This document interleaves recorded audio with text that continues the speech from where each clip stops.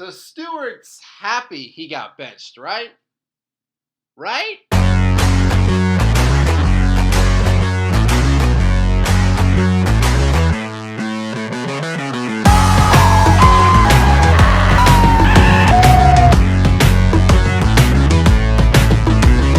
What is up, everybody? TN Fanatic here. Hope you all are having a fantastic day, and welcome to another post-game reaction. In this one, I am continuing my joyful coverage of this year's Stanley Cup final. And you know what? I want to say this right off the bat.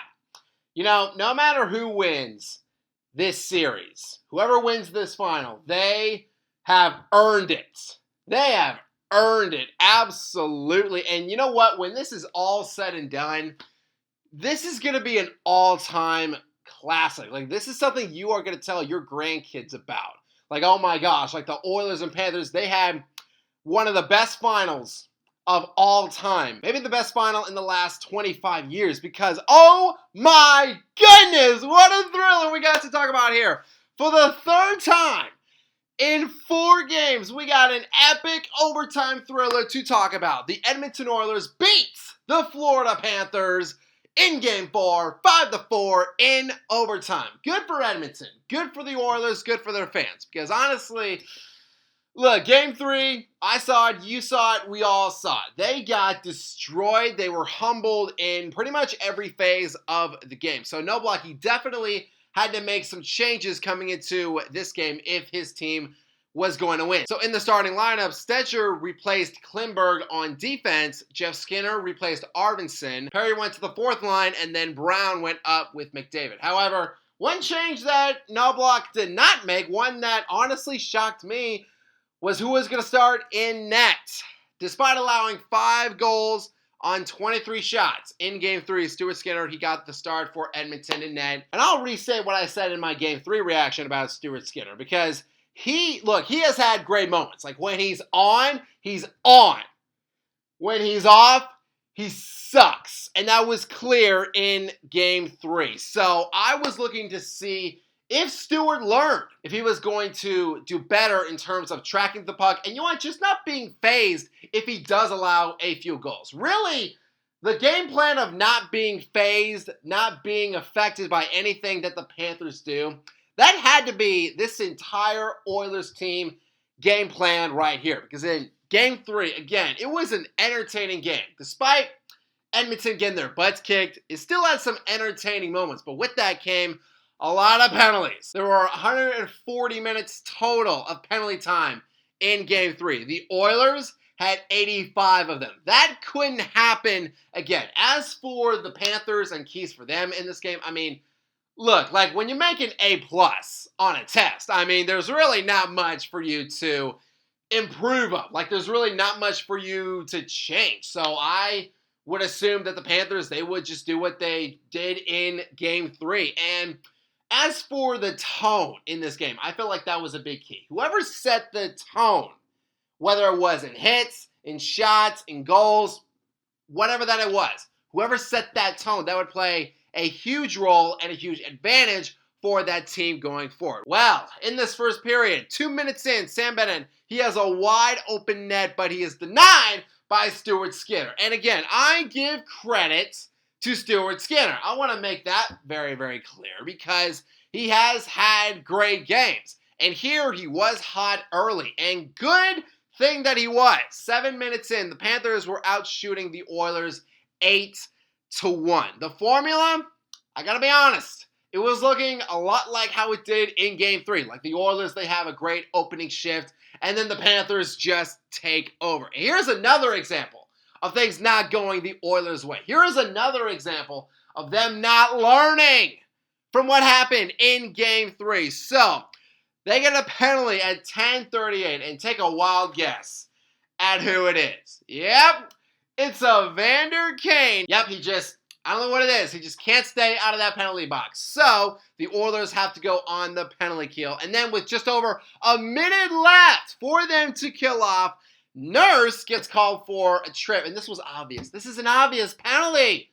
Darnell, Evander, guys, come on now. You're making it too easy. So it's a 5-on-3, and right off the draw, Matthew Tkachuk takes this to the net And he scores 1-0 Florida, the third straight game where the Panthers have scored first. And again, this is just inexcusable for Edmonton because of the fact that this was a power play goal. And for Evander Kane and Darnell Nurse, let's look at Nurse, because Nurse, he was involved in a lot of the fights, a lot of the scrums after the whistle. Him and Tkachuk were just going at it. And as for Evander Kane, especially him, dude's got to just slow down. He's playing right into the Panthers' hands when he does stuff like this. I mean, no wonder he got moved to the fourth line after this, because he got the first penalty in Game 2. He got 2 of the first 3 penalties in Game 3.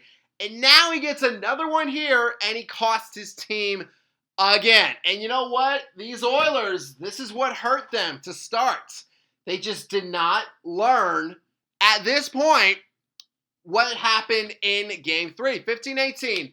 Matthias Ekholm. Come on, bro. He gets called for another high stick on Marchand. Florida goes on another power play, and they score again, and it's Matthew Tkachuk again right here. Barkov with a shot down low. Skinner, he made the initial save, but that puck was loose, and Matthew, he picks up his second of the game. Once again, these Panthers were just dominating in every phase. And I bet if you're an Oilers fan, I bet you're going, at that point, how can it get any worse? Well, with just under a minute left in the first period, Verhaeghe skating down, he hits Stetcher, and then Verhaeghe, he finds Lundell coming in, and he scores to make it 3-0.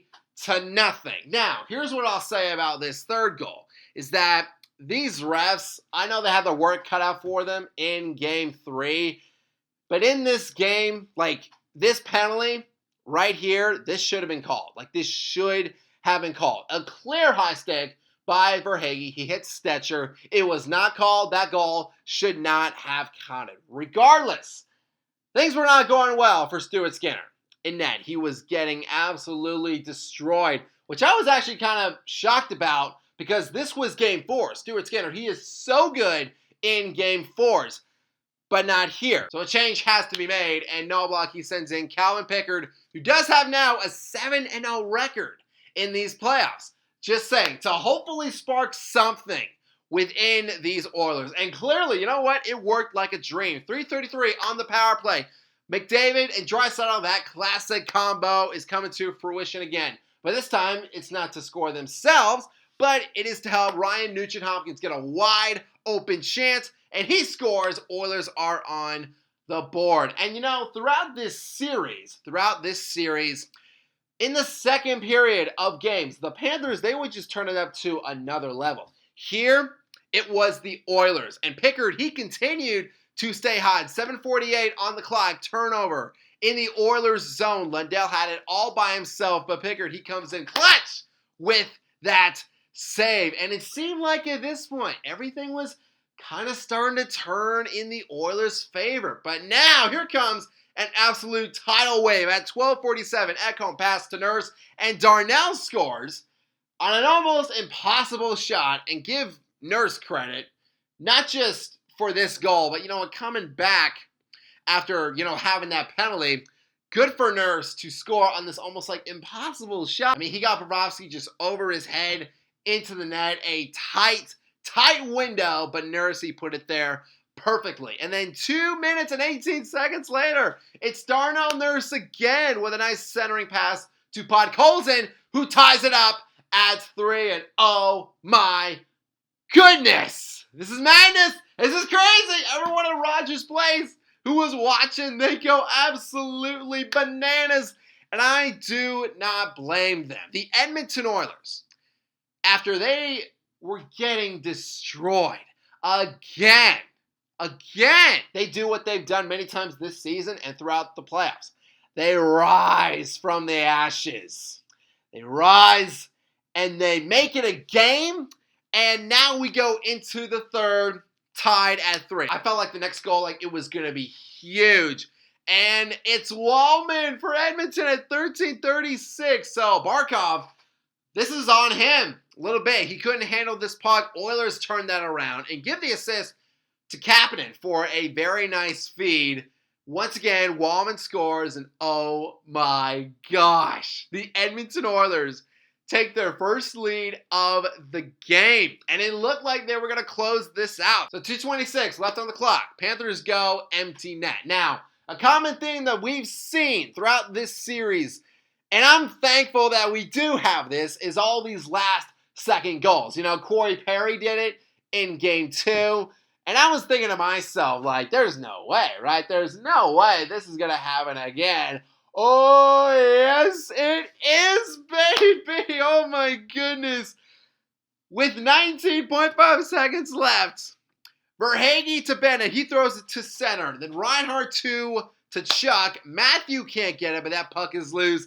And Sam Reinhart tucks it home with, again, just under 20 seconds left to force overtime. Are you kidding me? This is madness. I'm telling you, you're missing out on this, man.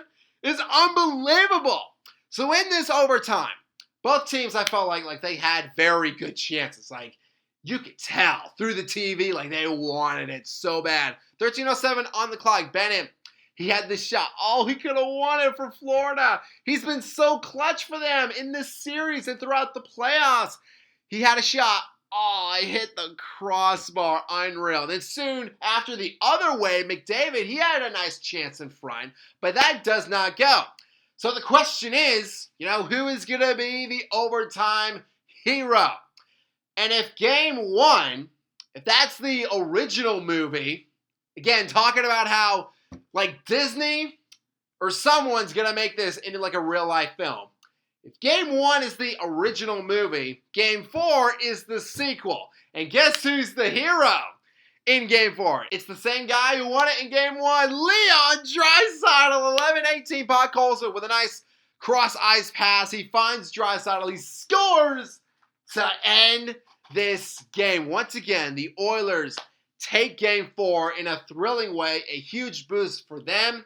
And now this Stanley Cup final becomes a best of 3. This is exactly what the doctor ordered for these Oilers right here. They needed some momentum. They needed to get back in this series. I think the Oilers, they were a lot better in blocking shots and not having as many penalty minutes. I mean, they went from 85 down to, I think it was like 8 penalty minutes. Yeah, big time improvement there. Also, I felt like they were really doing a great job, especially as this game progressed, with it just keeping pace with the Panthers. I mean, as we've seen throughout these playoffs, these Florida Panthers have a lot of scoring weapons. And sometimes that could just like overwhelm teams to where like they just can't come back. Like they're getting destroyed. So again, good for the Oilers that they were able to keep up.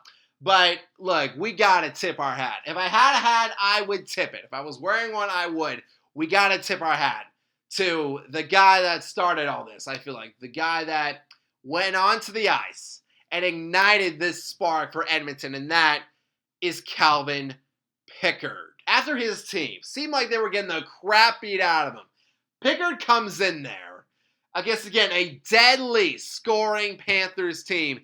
He makes 22 saves. He helps the Oilers clinch this epic comeback win, and I have no doubt, we have no doubt, that he is starting in Game 5, absolutely. The question is this Calvin Pickard thing, is this going to be a one-hit wonder for Edmonton, or do the Oilers, do they really have something with him? I mean, the Panthers, as we saw specifically in Games 2 and 3, they did so good in adapting and shutting down Edmonton. So I want to see how they're going to adapt to shooting on Calvin Pickard. Either way, the Oilers have some momentum now heading into Game 5.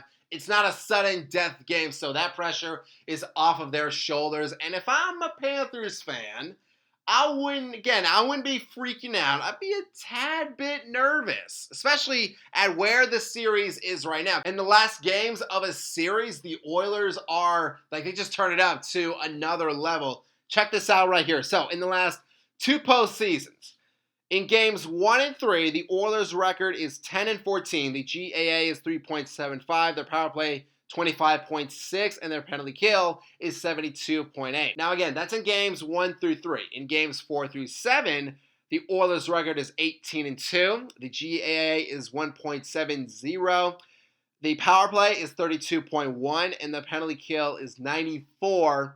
1.3. So the Oilers, they do get better as a series progresses. And 2 of the 3 games will be played at Rogers Place. So for the Panthers, I feel like they really have to show why they do perform better on the road. In closing, I'll just say this. Game 5 in any series, that's a huge game, especially when you're tied at 2.